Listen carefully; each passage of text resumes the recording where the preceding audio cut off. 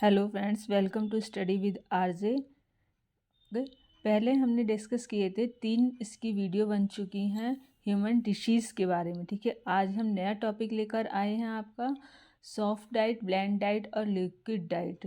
ठीक है, कौन कौन सी सॉफ्ट डाइट, ब्लेंड डाइट और लिक्विड डाइट, ये क्या होती है, मोस्ट इम्पोर्टेंट टॉपिक है आपका थेरापेटिक न्यूट्रिशन से लिया गया है कि सॉफ्ट डाइट क्या होती हैं, लिक्विड डाइट क्या होती है और ब्लेंड डाइट क्या होती है। ठीक है, तीनों ही जब हम पढ़ेंगे तो तीनों ही एक सी लगेंगी, लेकिन जब हम इनके बारे में ज़्यादा डीपली रूप से जानेंगे, इसको डिस्क्राइब करेंगे, तब हमें पता चलेगा मोस्टली तीनों में क्या क्या डिफरेंस है। ठीक है, तो अब हम सबसे पहले बात करेंगे आपका सॉफ्ट डाइट के बारे में कि सॉफ्ट डाइट होती क्या है। ठीक है, सॉफ्ट डाइट, ठीक है, जो रोगी आसानी से भोजन चबाने में असमर्थ रहते हैं, आंतों और आमाशयों से संबंधित रोगों, पाचन संबंधी रोगों में तीव्र और संक्रामक रोगों और ऑपरेशन के पश्चात कोमल और मुलायम आहार दिया जाता है। जब खाने और पचाने में या तंत्रिका तंत्र सरलता की आवश्यकता होती है, तब कोमल आहार प्रयुक्त किया जाता है। इस प्रकार के भोजन के अंतर्गत रेशे युक्त भोज्य पदार्थों की मात्रा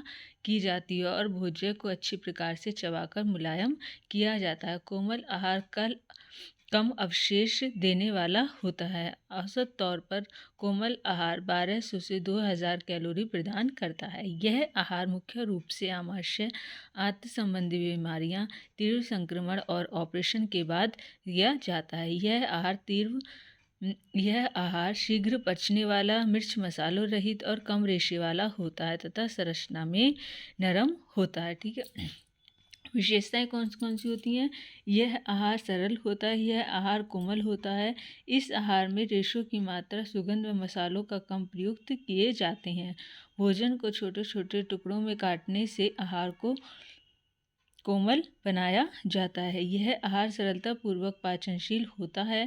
इस आहार में अदरक, मेथी, लाल और काली मिर्च का उपयोग नहीं किया जाता। ठीक है, तो इतना आपको मोस्ट रूप से समझ में आ गया होगा।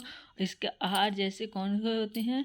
फलों का रस, सूप, कस्टर्ड, आइसक्रीम, मैश किया हुआ आलू, मैश किया मतलब उबले हुए आलू को आप बिल्कुल मैश कर पेशेंट को दे सकते हैं। ब्रेड स्लाइस है आपके पके हुए चावल से, मतलब बहुत अच्छा उसका मांड निकला हुआ हो, उबला हुआ हो, अच्छे रूप से पका हुआ वो चावल हो, मैक्रोनी हो, अंडा हुआ, तो ये कौन से हैं जो आपकी सॉफ्ट डाइट के अंतर्गत आते हैं। ठीक है, अब हम बात करेंगे आपकी कि लिक्विड डाइट कौन सी होती है। ठीक है, जब रोग अवस्था के कारण रोगी ठीक प्रकार से ठोस पदार्थ का सेवन नहीं कर पाता तो उसे तरल आहार देने की आवश्यकता होती है।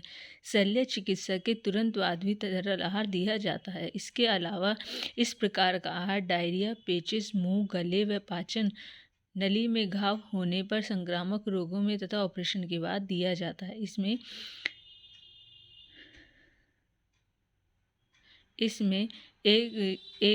एक खाने और दूसरे खाने के बीच में 2-2 घंटे का अंतर रखा जाता है। मतलब जब हम व्यक्ति को एक बार खाना दे देते हैं तो उसके 2 घंटे बाद फिर उसको कुछ खाने को दिया जाता है। इसमें रेशे रहित कोमल प्रकृति के खाद्य पदार्थों को तरल रूप में दिया जाता है। इस प्रकार का आहार कम से कम 24 घंटों तक अवश्य देना चाहिए। इसमें ग्लूकोज, सोडा वाटर, शक्कर घोल, वसा रहित छना हुआ सूप, फलों और सब्जियों का रस, सूप, पतली चाय, कॉफ़ी, पतला कस्टर्ड इत्यादि दिया जा सकता है। तरल आहार 2 प्रकार का होता है, आंशिक तरल आहार और पूर्ण तरल आहार। एग्जाम में मोस्ट रूप से भी पूछा जाता है कई बार कि आंशिक तरल आहार कौन सा है और पूर्ण तरल आहार कौन सा है। ठीक है, आंशिक तरल आहार नारियल का पानी, ग्लूकोज का पानी, जूस आदि ये कौन से आपके आंशिक तरल आहार। पूर्ण तरल आहार कौन सा आपका? जैसे दाल का पानी। ठीक है, अब है आपका ब्लेंड डाइट। यदि आपको असंतोष, मतली, उल्टी, गैस या अल्सर का सामना करना पड़ रहा है तो आपको चिकित्सक आपको नरम आहार का पालन करने की सलाह देते हैं। एक नरम आहार में कम मसाले और मसालों के साथ साथ नरम और कम फाइबर खाद्य पदार्थ होते हैं। कई खाद्य पदार्थों से बचने की आवश्यकता होती है, जैसे तला हुआ भोजन, चाय, कॉफ़ी, शराब, ठंडे पेय पदार्थ आदि। देने योग्य कौन से हो गए इसमें?